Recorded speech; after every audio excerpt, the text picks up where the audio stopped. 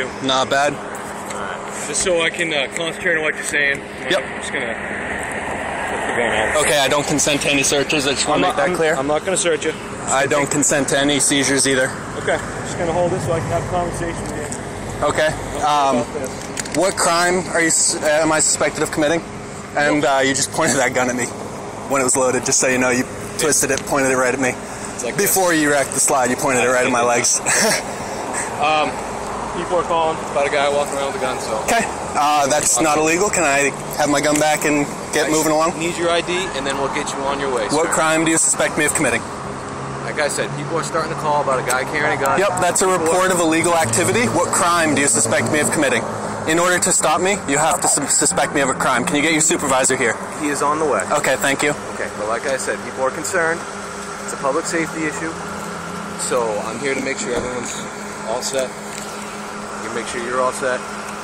Okay, so I just need to get your ID, and then we'll call it good. No, sir. You're not going to give me your ID.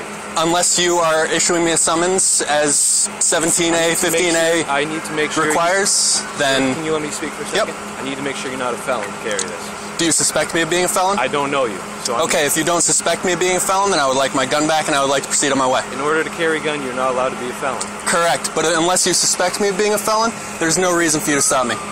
There is a reason to stop you. Unless you suspect me of a crime, as Terry v. Ohio, Delaware v. Prowse, requires you to have a suspicion of crime before you detain an individual. Brown v. Texas does not allow you to stop an individual and demand their ID. Can I get your first name so I can speak to you on a person-to-person basis here? No. You're not going to give me your No, name. I'm not You're going to. be that type of guy when I'm trying to have a conversation. I'm sorry, sir, but for my own protection, I would rather not give you anything because any name I give you is going to go in the police report about this incident. There's going to be no police report. There's a police log generated for every call. This is called a pedestrian check. Yep.